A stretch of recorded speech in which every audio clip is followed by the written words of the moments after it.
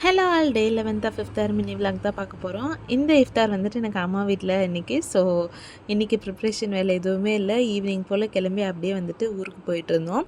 2 நாளாக மழையாகவே இருந்துச்சு. அந்த டேவே அன்றைக்கி க்ளூமியாக தான் இருந்துச்சு. கொஞ்சம் ஈவினிங் போல் மழை வர மாதிரி இருந்துச்சு. அதுக்குள்ளேயே நாங்கள் கிளம்பிட்டோம்.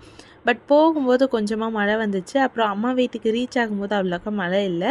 அவங்க எல்லாத்தையுமே வந்துட்டு ப்ரிப்பேர் பண்ணி வச்சுருந்தாங்க. சரி நம்மளும் ஹெல்ப் பண்ணலாம் அப்படின்னு சொல்லிட்டு சமோசா ஷீட்ஸ் இருந்துச்சு. ஃபில்லிங்குமே ரெடி பண்ணி வச்சுருந்தாங்க. அதை ஃபோல்டிங் வேலையை மட்டும் பார்த்துட்ருந்தேன்.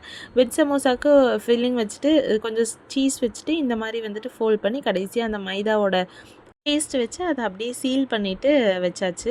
நான்வெஜ் சமோசாவுக்கு அப்படியே அந்த வெஜ் ஃபில்லிங்க்கு பதிலாக நம்ம நான்வெஜ் கைமா வச்சுருந்தாங்க. அதை வச்சு அப்படியே வந்துட்டு ஃப்ரை பண்ணி எடுத்தாச்சு. இதற்கு டைம் அதனால எல்லாத்தையும் எடுத்து வச்சுட்டு உட்காந்தாச்சு. கிரேப்ஸு, டேட்ஸு, போண்டா பஜ்ஜி, அதுக்கப்புறமா கஞ்சி, நம்ம வறுத்த பப்ஸு, முட்டைப்பால் அடை அண்ட் பால்பன் இது எல்லாமே இருந்துச்சு. இதுட்டு வந்துட்டு இந்த கைமா வச்சு ஒரு கிரேவி பண்ணுவாங்க எங்கள் நானி. சூப்பராக இருக்கும். அது கூட வந்துட்டு இந்த அசோகா அல்வா, இது பாசிப்பயிறு வச்சு பண்ணுறது, கூடயே பிரியாணி, தயிர் சட்னி எல்லாம் சாப்பிட்டுட்டு ஒரு ஐஸ்கிரீம் சாப்பிட்டு வீட்டுக்கு கிளம்பி